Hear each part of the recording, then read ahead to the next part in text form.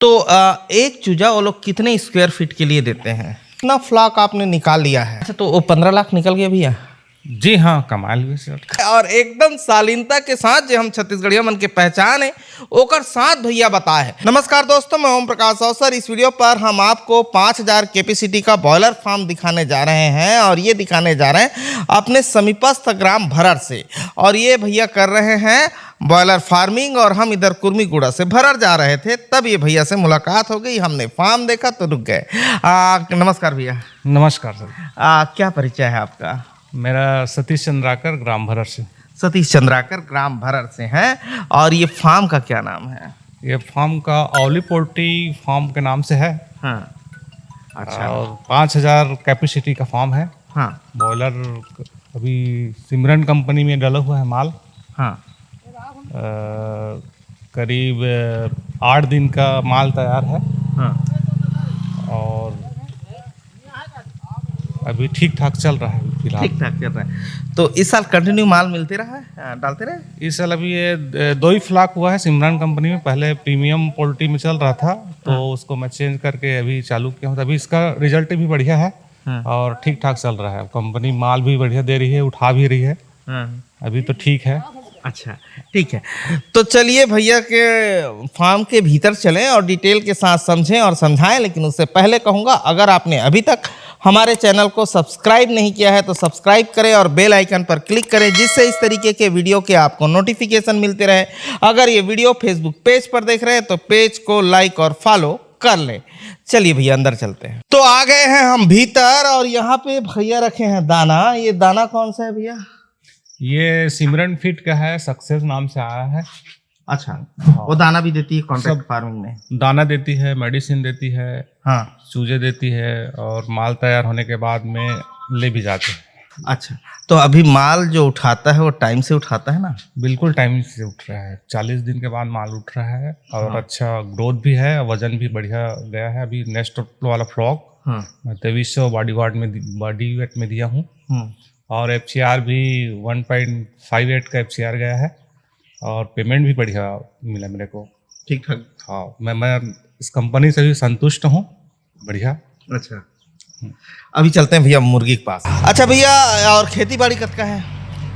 हम लोग का खेती बाड़ी 10 एकड़ का है। हाँ। यहीं पर प्लॉट लगा हुआ है। हाँ। और मेरा छोटा वाला भाई खेती बाड़ी का काम वही देखता है, मैं बस पोल्ट्री बस का काम है मेरा। आप पोल्ट्री बस देखते हैं। ये पोल्ट्री फार्म जो बना है, सेट कितने बड़े जगह में बना है ये समझा दीजिएगा। ये सेट 6000 स्क्वायर फीट में लगभग बना हुआ है। 6000 स्क्वायर फीट में। और इसका साइज क्या होगा? इसका साइज है 200 फीट का लंबा है और चौड़ाई 30 फीट का चौड़ाई है। अच्छा, ये साइज है। और बीच का टॉप का हाइट कितना होगा? ये टॉप का हाइट तो करीब 7 फीट, बीच का तो 9 फीट का है और साइड का 7 फीट का है। ठीक है। और ये जो इसी में आपका घर है ना? लगा हुआ पुराना घर बस्ती में? पुराना घर मेरे बस्ती में है। हाँ। और मैं यहीं पर आग शिफ्ट हो गया हूँ। हाँ। फार्म के साथ। और ये रोड नया बना है, अभी भूपेश बघेल जब चीफ मिनिस्टर थे उस टाइम पाटन के रोड में चकचकार मतलब इतना चकचकार है कि हम लोग पूरा देश घूमने के बाद जब आते हैं और गाड़ी चेक करना चाहते हैं तो पाटन में आके चेक करते हैं गाड़ी में कहीं आवाज आ रहा है कि नहीं आ रहा है, पाटन में चेक कर लो, क्योंकि एकदम प्लेन रोड बना है ना? पाटन तो ऐसा है कि रोड के मामले में पूरा जाल बिछ गया है। जहाँ भी जाओ आपको नया रोड ही मिलेगा। बिल्कुल कहीं कोई परेशानी नहीं है रोड में। भले आने जाने वालों को परेशानी हो जाता है कि किधर से जाऊं किधर से आऊं, ऐसा जे में गाड़ा नहीं रहेगा तो सोई तो डबल रोड बने। हाँ, तो ये रोड बनने से और अच्छी जगह पे, अच्छे लोकेशन पे आपका फार्म पहुंच गया है। ठीक है। अच्छा भैया, एक चीज समझना चाहूंगा, अभी कितने दिनों की है ये सारी मुर्गियां? ये अभी करीब 10 दिन का माल है। हाँ। अच्छा, इसको बीच वाले जगह पे डाले हैं, फिर इसको बढ़ाते जाएंगे उधर?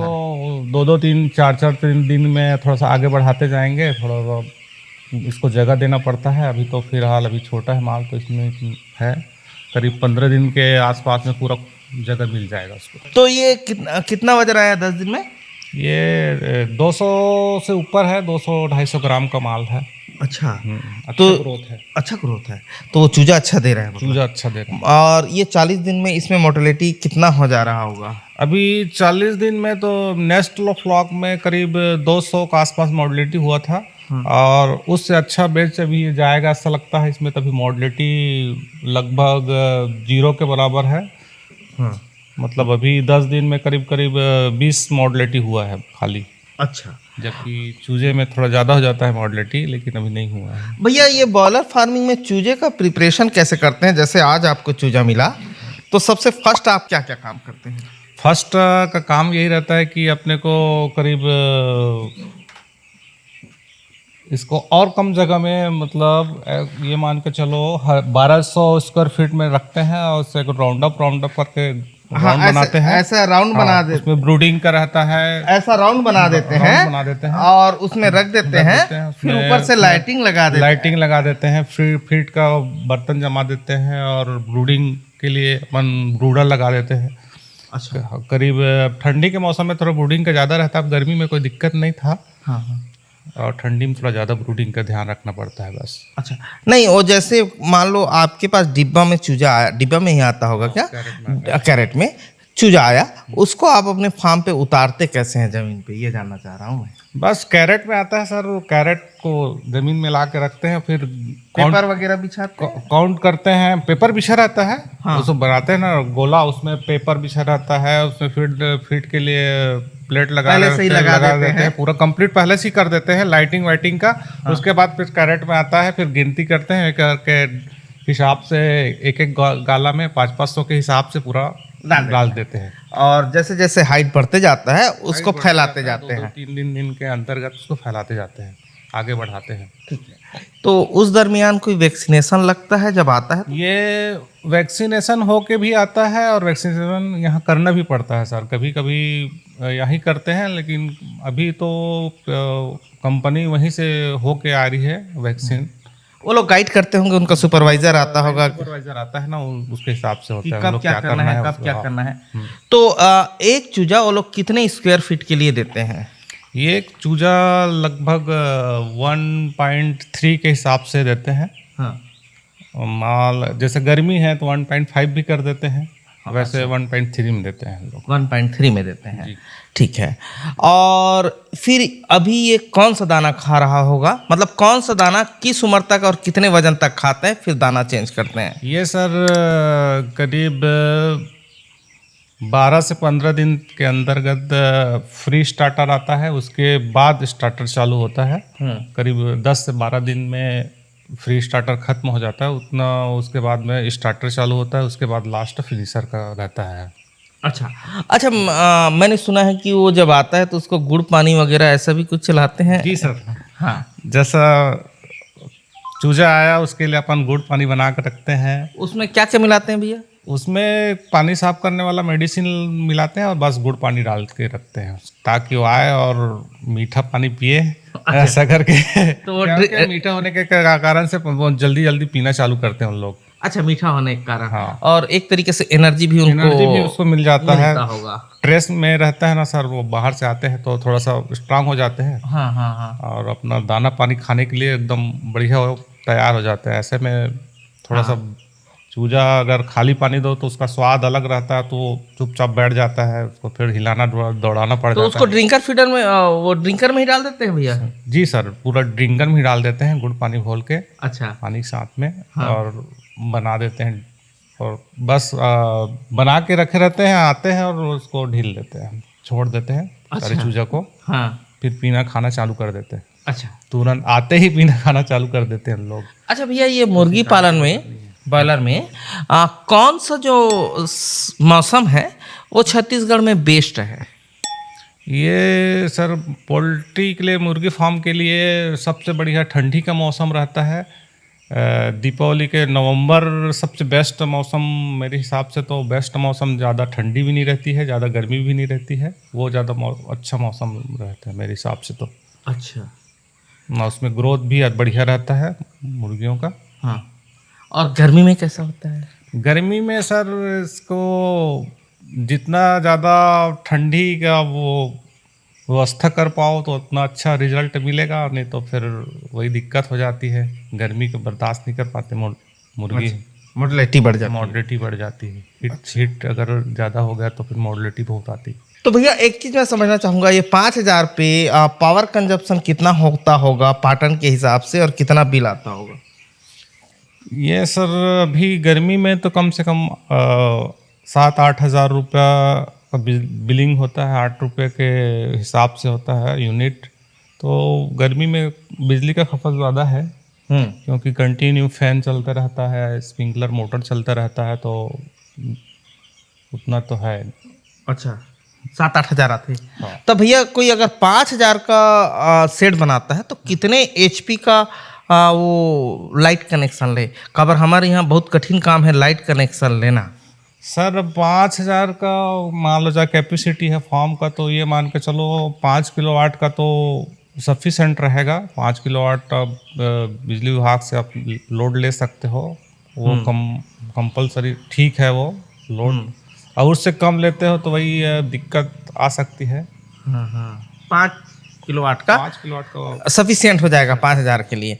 अगर और ज़्यादा करते हैं तो उसको और ज़्यादा बढ़ा सकते हैं आगे चल के बढ़ा सकते हैं। मान लो जाए इसमें ओपन को अगर AC में कन्वर्ट करो तो उसमें बढ़ा सकते हैं इसमें। तो भैया हमारे यहाँ पर यूनिट का कास्ट जात है 3 फेस वाले के? 3 फेस है ना? हाँ 3 फेस है। का कास्ट है? ये लगभग 6 रुपये यूनिट के हिसाब से आता है सर। 6 रुपये यूनिट के हिसाब से। भैया तो ये 1 किलो होते तक इसमें ये 2 किलो में जाही ना? 40 दिन में 2 किलो हो जाही। तो 2 किलो जब हो जाही तो वो कंपनी है फार्मर लगत का दी? ये केजी के हिसाब से ग्रोविंग चार्ज इन लोग 6 रुपये देते हैं सर। और उसके बाद अपन एक्स्ट्रा माल तैयार के दिए तो उसका पैसा देते हैं। जैसे अपने को मान के चलो 3 किलो 400 ग्राम का 2 किलो में फीड देते हैं, अपन दाना बचा लेते हैं, उसका पूरा पैसा देते हैं। अच्छा, कम दाने में अगर तैयार कर दिए तो उसका पैसा हम लोग को ज़्यादा मिलता है। वो जो FCR मेंटेन करना FCR मेंटेन करना मिलता है। हाँ, ठीक, तो उसमें ज़्यादा पैसा मिलता है। तब भी अपन 40 दिन में एक मोटा मोटी हिसाब समझें कि एक मुर्गी पे एक फार्मर को कितना मिल जाता होगा? अभी मेरे तो कम से पिछले में 10 रुपये मिला था केजी के हिसाब से, यानी कि 20 रुपया। हाँ 20 रुपये है ना? जी। तो 5,000 तो अभी आपने डाला है। इसके अलावा कितना फ्लॉक आपने निकाल लिया है एक साल में? ओपन में समझना चाह रहा हूं। ये ओपन में सर ये ऐसा है कि लगभग 6 ही फ्लॉक निकल पाता है। ज़्यादा से ज़्यादा आप 7 कर पाओगे, लेकिन मुश्किल है 6 ही फ्लॉक में। 5 और 6 फ्लॉक में ही अटक जाते हैं, क्योंकि कंपनी अपने हिसाब से माल देती है ना। इस कारण से कभी लेट कर देते हैं, कभी जल्दी कर देते हैं। जैसे अभी गर्मी मौसम है तो उसमें फास्ट दे दिए, ठंडी में थोड़ा लेट से देते हैं माल। अब कंपनी से जुड़े हुए हैं तो कंपनी के हिसाब से करना पड़ता है ना सर। उन लोग जितना जल्दी देंगे उतना जल्दी माल हमको उस हिसाब से तैयार होगा। अच्छा भैया एक चीज़ और बताइए, जैसे 20 रुपया आपको 40 दिन पे मिल रहा है एक मुर्गी पे, तो उसमें आपका भी खर्चा लगा रहता होगा, जैसे लेबर है, बिजली बिल है। तो 20 रुपये में एक मुर्गी के पीछे एक फार्मर को कितना लग जाता है? ये मान के चलो 3 से 4 रुपये तो फार्मर को खर्चा आ ही जाता है। तो अपन हाईएस्ट 20 से 25 हज़ार रुपया एक फ्लॉक में लगता है। एक फ्लॉक में। तो अपन हाईएस्ट मान के चलते हैं, उसको 5 रुपये मान लेते हैं, 2 रुपये और बढ़ा देते हैं, है ना? मान लो कोई परिस्थिति में मोर्टेलिटी वगैरह बढ़ गई तो उसको लेके तो भी 15 रुपया एक फार्मर को एक मुर्गी पे 40 दिन पे मिलेगा। आपकी कैपेसिटी 5,000 है, आपने 6 फ्लॉक निकाले हैं, ये हिसाब है इसका। ऐसा ही ना भैया? तो इस तरीके से एक फार्मर को लगता है। उसके अलावा ये भैया जैसे ये बेड वगैरह डाले हैं, ये भी सेल होता है क्या पाटन तरफ की? नहीं होता है ये जो भूसा डाले हैं? ये भूसा डाले हैं सर, इन लोग को ईटा बनाने के लिए पाड़े लोग लेके चले जाते हैं। बरसात में थोड़ा सा स्टॉक करके रखते हैं, बरसात में नहीं ले जाते बस। और बाकी गर्मी में तो पूरा वापस भूसे का पैसा वापस मिल जाता है। अच्छा जी, भूसे का पैसा वापस मिलता है। हाँ। कतका लग जाते भैया? 5,000 में कतका भूसा लगा? लगभग 2.5 टन के आसपास लगता है सर। पैसा में बात करें तो कतका होता है? वही 12-13 हज़ार रुपये का। 12-13 हज़ार। तो ये 12-13 हज़ार रिकवर आ जाता है, रिकवर आ जाता है। है ना? तो इसका खेती पे इस्तेमाल करते हैं कि किसान लोग तो खेती पर ज्यादा इस्तेमाल नहीं करते हैं, पहाड़ी लोग ही ले जाते हैं, ईटा बनाने वाले लोग। ईटा बनाने वाले लोग ले जाते हैं, वहाँ इस्तेमाल करते हैं। कोई कोई किसान है जो भर्री जिसका जमीन है उन लोग ले जाते हैं, बाकी तो बहुत कम ले जाते हैं। अच्छा, इसका ईटा ज़्यादा ही इस्तेमाल बनाने नहीं वाले ज्यादा ले जाते हैं। करते। अच्छा, ईटे पे ही मेन इस्तेमाल है। मेन इस्तेमाल। इसके अलावा 8,000 का बिजली बिल आपने बता ही दिया है। भैया एक चीज़ और समझना चाहूँगा, ये जो 5,000 कैपेसिटी का शेड आपने बनाया है, इस पे कितना खर्चा आपको बैठा था जब बनाए थे? आज से सर 10 साल पहले बनाया हूँ, उस हिसाब से 10 साल पहले मेरे को कम से कम 15 लाख रुपए का आसपास बैठा था इस ब्लॉक में। अभी तो देखे तो बढ़ गया है। अच्छा, तो वो 15 लाख निकल गया भैया? जी हाँ, कमाल भी सर। कत दिन में निकल गई सोई? अब ऐसा है, लोन से लिए थे तो लोन का वो उतना तो वो नहीं कह सकते, लेकिन निकल गया पूरा। नहीं, 2 साल 3 साल 4 साल कत साल लगी सोई आपने निकाला तब भी एक मोटा मोटी हिसाब? कम से कम 4-5 साल लगा। 4-5 साल लगा जी। तो वो और क्योंकि लोन से था तो उसी से लोन भी पटाते थे, उसी से घर खर्चा चलता घर था, खर्चा अपना चलता खुद का था, तो 4-5 साल उसमें लगा है। ठीक है भैया, तो लोन इसका लेने का क्या प्रोसेस रहा भैया उस वक्त? उस पर उस समय सर एक सब्सिडी आया था 50% वाला, उसी बेस में मैंने लोन लिया था। 50% तो नहीं मिला सब्सिडी, यही 3% ही मिल पाया, 2% नहीं मिल पाया। 2 किस्त माना था, 1 किस्त मेरे को मिला है, 1 किस्त नहीं मिल पाया इस कारणवश। तो वैसे कंप्लीट हो गया है जैसे भी हो। तो शुरू में थोड़ा सा परेशानी हुई। तो वहाँ कहाँ संपर्क करना पड़ता है? ये जिला सहकारी बैंक से मैंने लिया था सब लोन। हाँ। और ये पशुपालन विभाग से मेरे को अच्छा, सब्सिडी- इसके लिए भी पशुपालन विभाग संपर्क करने हैं? जी, वहाँ से पशुपालन वहाँ से मिलेगा। अच्छा, ये जो फार्म है वहाँ कितना बड़े एरिया पे है ये? अभी कितनी जमीन है यहाँ पे? यहाँ पे 85 डिसमिल के आसपास जगह है टोटल। 6,000 स्क्वायर फीट में तो फार्म का कंस्ट्रक्शन हुआ है। हाँ। बाकी और इधर और मेरे पास घर वगैरह है। और पीछे का लगे भैया? पीछे नींबू लगा है। नींबू लगा है, नींबू लगा है, आम लगा है। आम लगा है। अच्छा भैया, एक सवाल का और जवाब दे दीजिए। ये 10 सालों पे कभी आपने खुद से भी करने की कोशिश की है कि शुरू से ही कंपनी से करते रहे हैं? बीच में 1-2 बार मैंने थोड़ा माल खुद से भी किया था, लेकिन उतना अच्छा रिजल्ट नहीं आया मेरा, क्योंकि रेट का बहुत वो रहता है ऊपर नीचे, इस कारण से उतना ज़्यादा प्रॉफिट नहीं हो पाया। तो भैया ज़्यादातर हम छत्तीसगढ़ पे 99% देखते हैं कॉन्ट्रैक्ट फार्मिंग। तो किसान जो है अपना ही दम पे क्यों नहीं कर पा रहा है? ऐसी क्या मजबूरी है कि सारा कॉन्ट्रैक्ट फार्मिंग है? ऐसा सर कि अपना दम पे इसलिए नहीं कर पा रहे हैं क्योंकि इसमें कॉस्ट बहुत ज़्यादा आता है और रेट का बहुत तो वो रहता है। कभी रेट ऊपर चढ़ा गया, कभी रेट एकदम नीचे गिर जाता है, तो फार्मर एकदम से बैठ जाता है, उसके बाद उठने में बहुत दिक्कत हो जाती है। क्योंकि ये पोल्ट्री में मेरे को तो लगता है कि रेट का कोई वो नहीं रहता है, फिक्स नहीं रहता है कि अपने को इतना रेट मिल पाएगा ऐसा करके। कभी बहुत ऊपर चला जाता है, अभी तो रेट अभी तगड़ा है गर्मी के कारण से, और अभी पिछला में फिर रेट बहुत डाउन हो गया था। बहुत सारे फार्मर लोग पीट गए उसमें। डला हुआ था वो होली के समय। मतलब बहुत रेट नीचे आ गया था। अच्छा, अभी हमने एक चीज़ देखा है कि अफवाहों का सबसे ज़्यादा शिकार पोल्ट्री फार्मिंग होता है। मतलब कोनो कर भूत निकले कहीं तो आदमी कहीं पोल्ट्री से थी भूत निकले, वो कुकरी खा रही सोई। हमने अलग अलग समय पे देखा है कि अफवाह का शिकार पोल्ट्री फार्मिंग होता है। जैसे कोरोना के टाइम पे भी हमने देखा कि अफवाहों का शिकार पोल्ट्री फार्मिंग हुआ। तो है ना, के समय में तो सर अपन 5-5 रुपए 10-10 रुपए एक रुपये दर के वो एक गेंदाऊ बेचत रही सो कौन उस समय पोल्ट्री फार्मर लोगों को बहुत नुकसान हुआ था। मतलब बहुत ही ज़्यादा नुकसान हुआ था ऐसा मान के चलो। लेकिन हम लोग को कोई राहत नहीं दिए सरकार ने पोल्ट्री फार्मरों को। पोल्ट्री फार्मर बहुत समय लगा उस समय उठने में, जो नुकसान हुआ था। तो बहुत सारे तो कॉन्ट्रैक्ट फार्मिंग तो बहुत ज़्यादा था, लेकिन उसके बावजूद भी उसको भी बहुत परेशानी हुई थी उस समय। भले कंपनी का माल था, लेकिन उसको समय में दाना नहीं मिल पाया था, समय में उसका माल उठाव नहीं हो रहा था।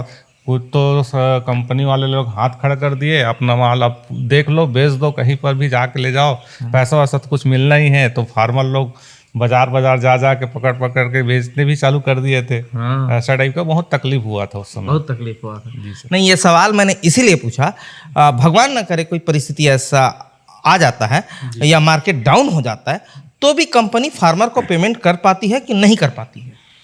इसमें तो कंपनी अपना हाथ खड़ा कर देती सर। वो कंपनी तो नहीं पेमेंट करते। हम लोग का तो माल डाला हुआ था तो कंपनी ने पेमेंट नहीं किया था।